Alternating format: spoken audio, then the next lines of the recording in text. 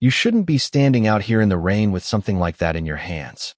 The voice cut through the heavy gray air as Maya Johnson, an 8-year-old black girl with soaked braids clinging to her cheeks, stood at the edge of a towering iron gate, clutching an old envelope sealed with faded wax.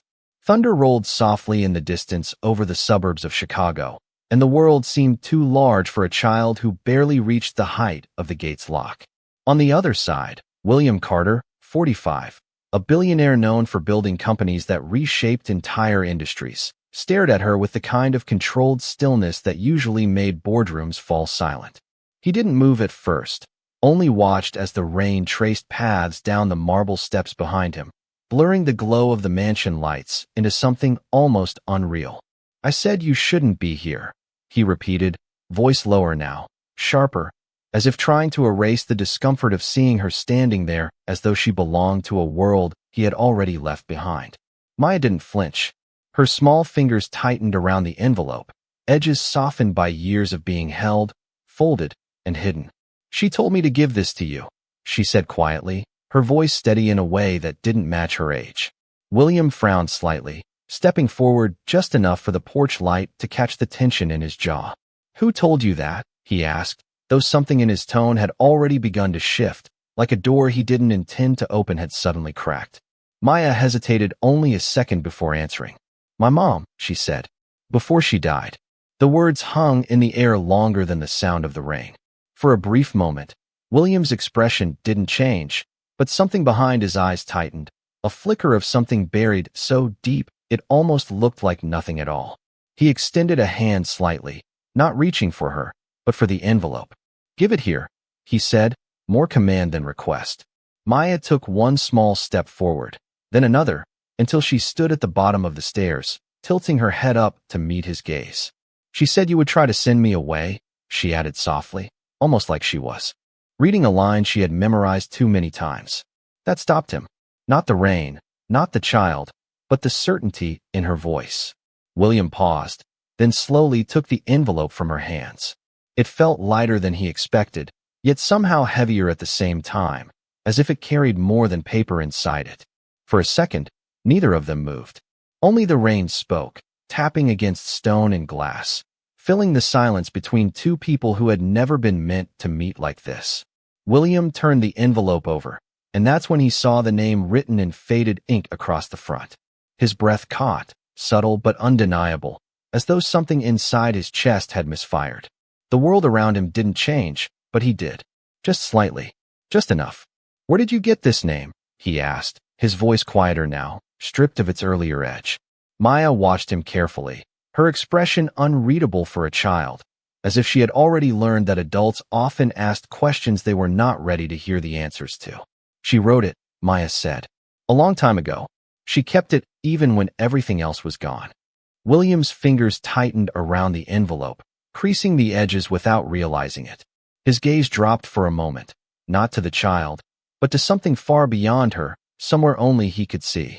A memory tried to surface, not clear enough to name, but strong enough to disturb the surface of his composure.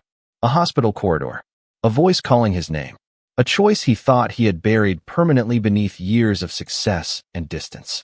He blinked once, slowly, and when he looked back at Maya, the distance between them felt different. Not physical, but something heavier, like time had shifted without permission. "What is your name again?" he asked, though he already knew he had heard it. "Maya," she said. Just that. Simple. Certain. And in that moment, something inside William Carter finally, quietly, began to fracture in a way that no business deal, no loss, and no victory had ever managed to do before. The silence that followed Maya Johnson's words did not feel empty. It felt heavy, like the air itself had tightened around William Carter as he stood on the marble steps of his estate holding the old envelope between his fingers. The rain continued to fall in thin, steady sheets, but he barely noticed it now. His eyes stayed fixed on the faded ink of the name written across the front, as if staring long enough might force the past to explain itself. Maya stood at the bottom of the steps, her small shoulders slightly hunched from the cold, yet she did not move away, did not ask permission, did not look intimidated by the size of the house or the man in front of her. "Where did she keep this?" William asked finally, his voice lower than before, less commanding, more uncertain, like a structure losing its foundation. Maya shifted her weight from one foot to the other, her soaked shoes pressing lightly against the stone. In a box under her bed, she said. She said it was the only thing she could not throw away, even when everything else got hard. William's jaw tightened at the word hard, as if it carried too many meanings at once.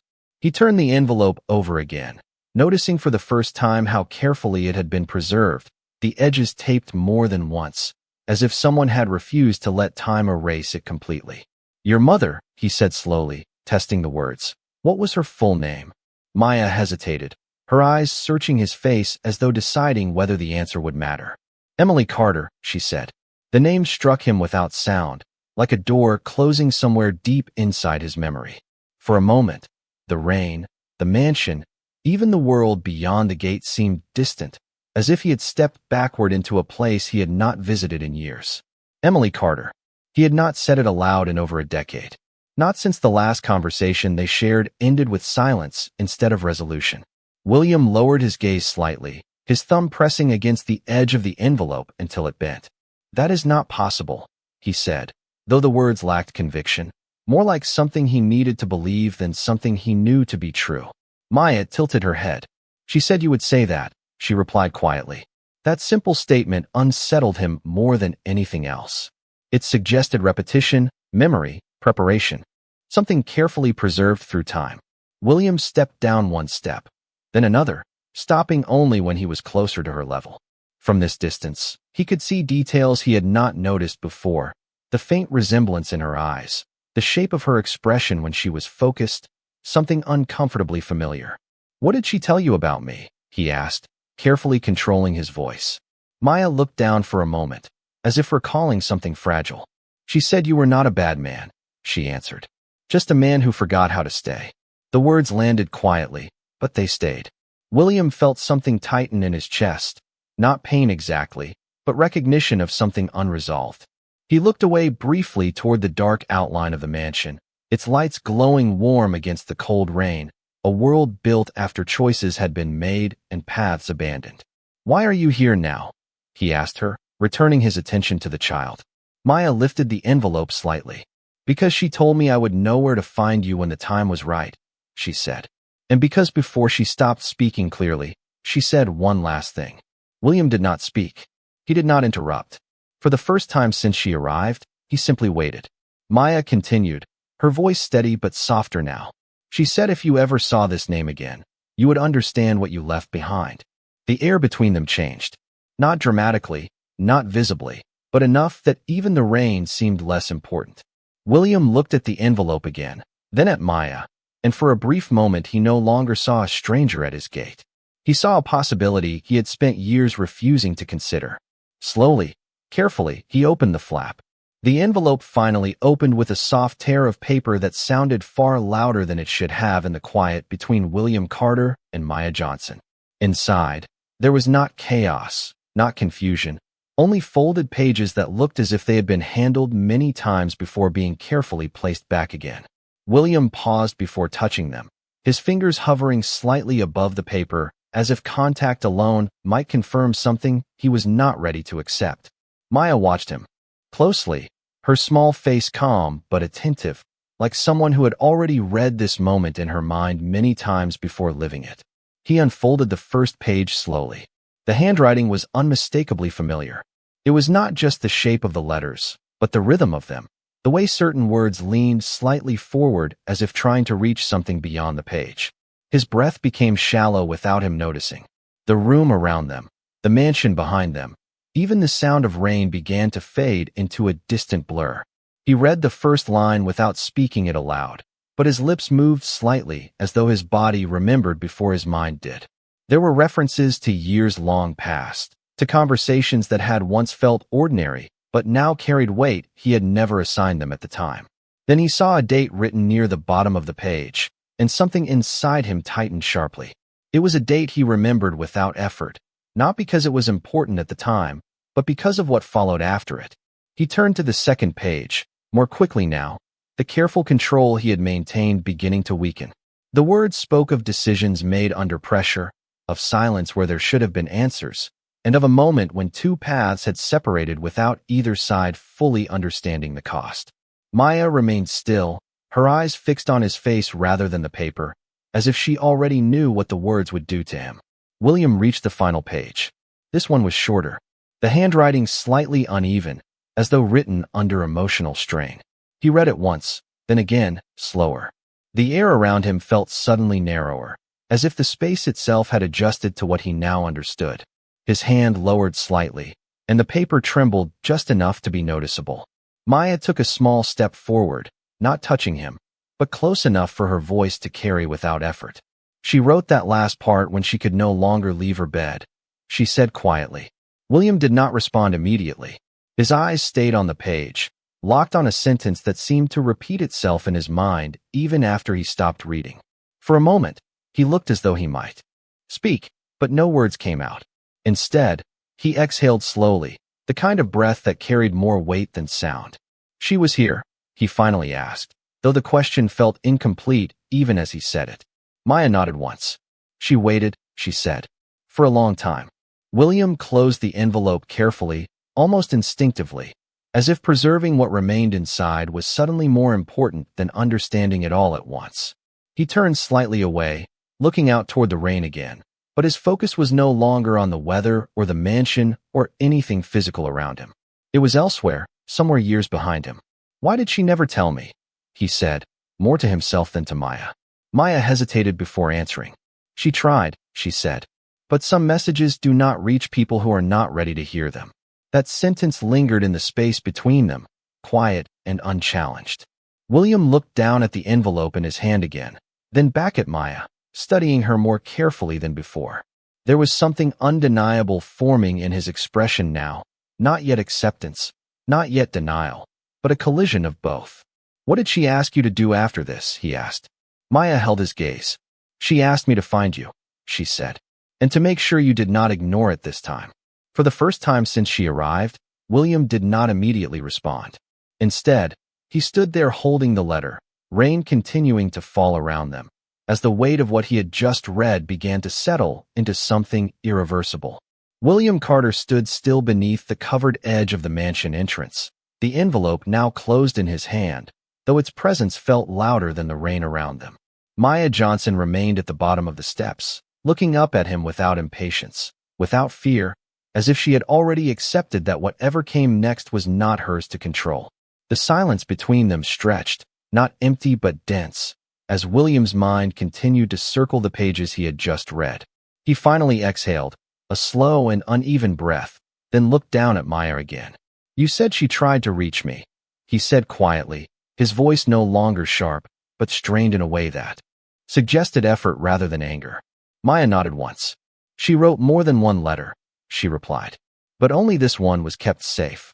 William's eyes shifted slightly, as if the idea of more messages existing somewhere unsettled him more than he wanted to admit. He stepped down one step, then another, closing the distance between them until he was no longer separated by height alone, but by something far more fragile. Where is she now? He asked. Maya lowered her gaze for a moment, then answered without hesitation. She is gone. The word landed differently than before, not as a fact, but as a finality that could not be adjusted or revised. William did not respond immediately. His grip on the envelope tightened again, then slowly loosened as if his body was unsure how to hold grief and understanding at the same time. Behind them, the estate lights continued to glow warmly against the gray sky, indifferent to what had shifted at its edge. A distant car passed somewhere beyond the gate, its sound brief and unimportant, disappearing quickly into the rain. William turned his head slightly, not fully away from Maya, but enough to break direct contact for a moment. She never said anything about a child, he said, more to himself than to her. Maya stepped forward one small pace, her shoes pressing softly against the wet stone. She said you would not believe it if she did, she answered. That response made him pause. It was not emotional, not accusatory, just calm, as though she were repeating something that had already been proven true in advance.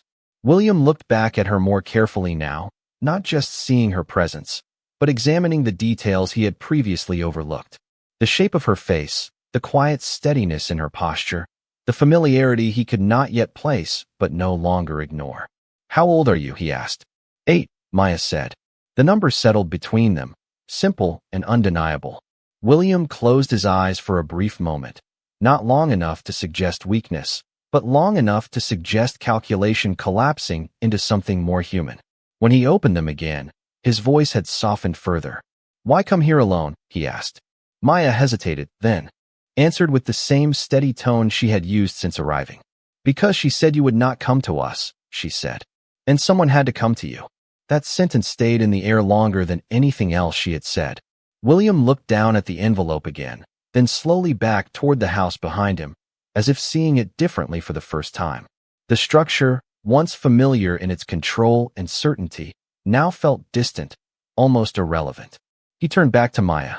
If what this says is true, he said carefully, then everything I believed about that time. He stopped, unable to finish the sentence in a way that made it complete. Maya did not interrupt. She simply waited.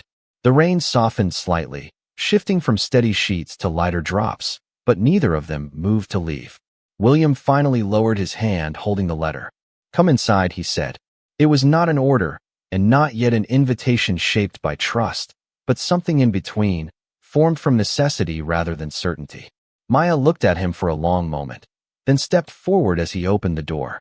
Behind them, the rain continued to fall, but the distance between what was known and what had just been uncovered had already begun to change.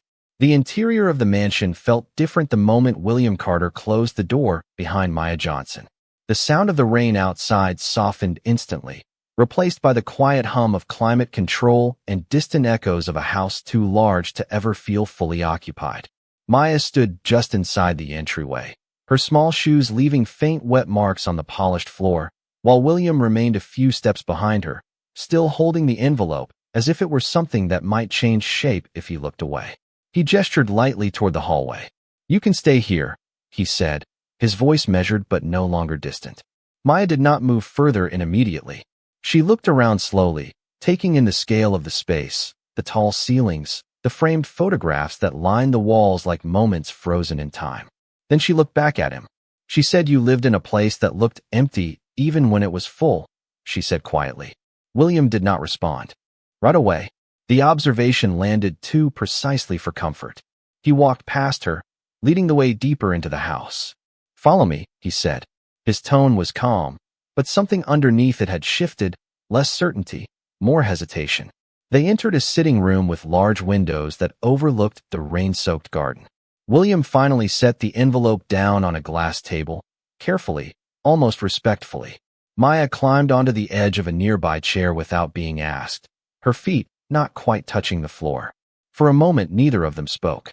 William loosened his tie slightly, a gesture he rarely made inside his own home.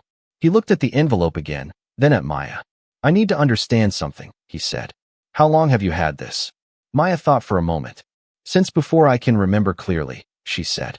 She used to take it out sometimes and read it when she thought I was asleep. William's eyes narrowed slightly, not in suspicion, but in focus. And she never sent it? He asked. Maya shook her head. She said sending it was not the same as you being ready to read it. That sentence made him look away briefly, toward the window, where the rain continued to blur the world outside into soft motion. William walked slowly toward the window, hands resting at his sides, then stopped. I did not know she had a child, he said again, quieter than before, as if repeating it might somehow reorganize the past into something more manageable. Maya watched him carefully. She did not want you to know at first, she said. Then she wanted you to, but she was afraid it was too late. William turned slightly back toward her. Too late for what? He asked. Maya did not answer immediately. Instead, she looked down at her hands, then back up. Too late for you to believe her, she said. The words did not accuse. They simply existed. William walked back toward the table and sat down slowly across from the envelope.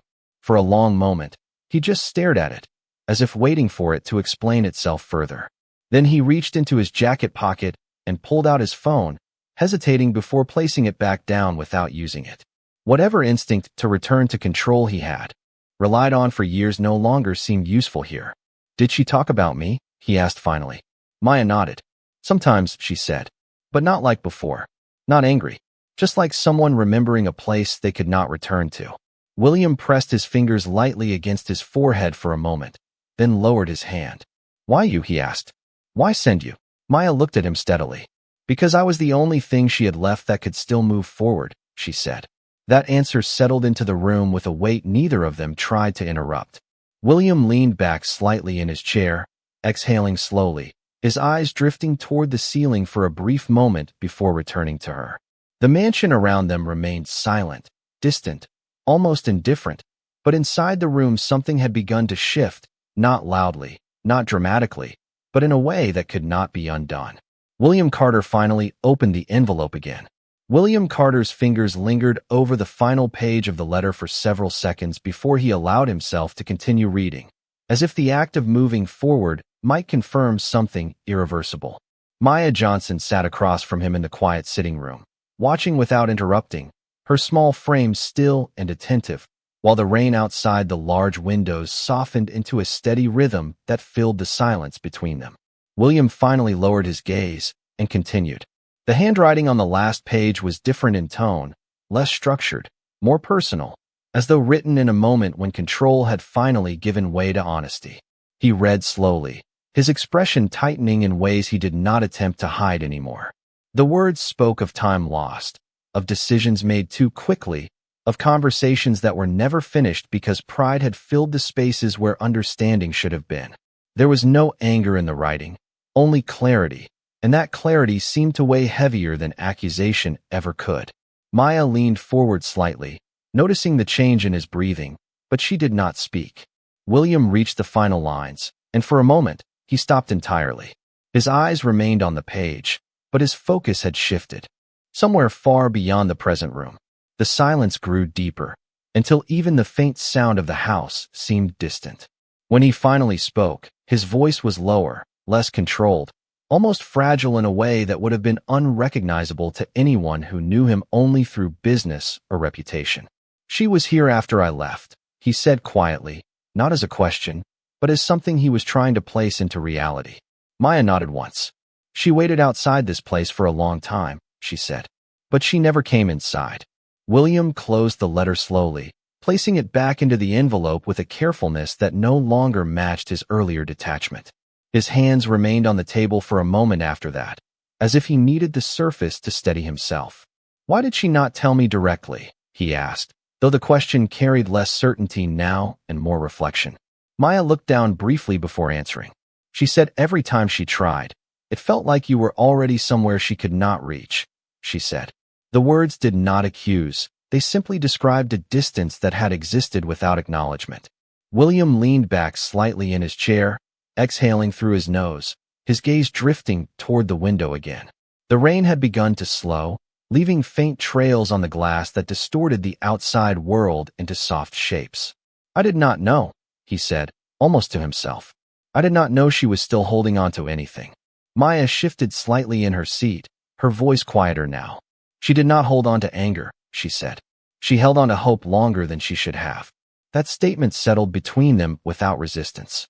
William looked back at her, and for the first time since she had arrived, his expression carried something unguarded, not authority, not certainty, but recognition of something he could not reverse. He stood slowly from the chair and walked a few steps toward the window, placing one hand against the glass. Outside, the estate grounds stretched wide and carefully maintained, yet for the first time, they seemed distant rather than impressive. "And you?" he said after a moment, turning slightly toward her. "What do you want from me now?" Maya did not hesitate. "I do not want anything from you," she said. "I just needed you to know." William closed his eyes briefly, as if absorbing a truth that had no resolution attached to it. When he opened them again, the room felt different, not changed in structure, but in meaning. He turned back toward the table, toward the envelope that no longer felt like paper and ink alone, but like something that had carried years of silence across time. The rain outside finally began to fade into stillness, and in that quiet, William Carter understood that whatever came next would no longer be shaped by distance, but by what he chose to do with what had already been revealed. The room remained still after William Carter finished speaking, as if even the house itself had adjusted to the weight of what had been revealed. Maya Johnson sat quietly across from him, her hands resting in her lap, no longer fidgeting, no longer uncertain, only present in a way that felt older than her age. William stood near the window for a long moment, watching the last traces of rain slide down the glass in uneven lines before finally turning back toward her. His expression was different now, less guarded, less controlled, as if something inside him had stopped resisting what it already understood. "You said you do not want anything," he repeated softly, as though testing the meaning of the words. Maya nodded once. "I just needed you to read it," she said. William walked slowly back toward the table, his movements unhurried, no longer driven by urgency or habit. He looked down at the envelope again, then at the letter beside it, then finally at Maya. "And after I read it?" he asked. Maya hesitated for the first time since entering the house. "After that," she said quietly, "she said you would decide what kind of person you still want to be." The sentence lingered in the air, not as pressure, but as reflection. William lowered himself back into the chair across from her, his hands resting on the edge of the table, fingers loosely interlaced. For a moment, he did not speak. The silence between them no longer felt like distance, but like space for thought. "It is not that simple," he said. Finally, though his voice lacked its usual certainty, Maya tilted her head slightly. "She said you would say that too," she replied. A faint exhale escaped William, almost a quiet acknowledgement of irony. He looked down at the letter again, then slowly pushed it a few inches forward on the table, no longer holding it as tightly as before. "Tell me about her," he said after a moment. Maya blinked, as if considering how far back to begin. "She used to work 2 jobs," she said. "She always came home tired, but she still read stories to me every night. Even when there was no electricity sometimes, she still read." William listened without interrupting, his gaze fixed not on the table, but somewhere beyond it. "She never spoke badly about you," Maya continued, "even when things were hard. She always said people are more than the worst moment they live through." William closed his eyes briefly at that, as if the words were familiar in a way he had not expected. When he opened them again, his voice was quieter. "I thought I was protecting something back then," he said. "I thought distance was the same as responsibility." Maya did not respond immediately. Instead, she looked at him carefully, as though weighing the difference between explanation and truth. "She did not need protection," she said finally. "She needed you to stay." That statement settled into the room with a kind of final simplicity. William leaned back slightly in his chair, looking toward the ceiling for a moment before returning his gaze to her. The mansion around them remained unchanged, but its silence now felt different, less like separation and more like pause. "What happens now?" he asked, though the question sounded less like uncertainty and more like an opening he was not used to offering. Maya looked at him steadily. "Now you remember," she said, "and then you decide what to do with what you remember." William nodded slowly, not in agreement, but in recognition. He reached forward and gently closed the envelope, placing his hand on top of it for a moment before withdrawing. Outside the window, the rain had almost stopped completely, leaving only faint movement on the glass.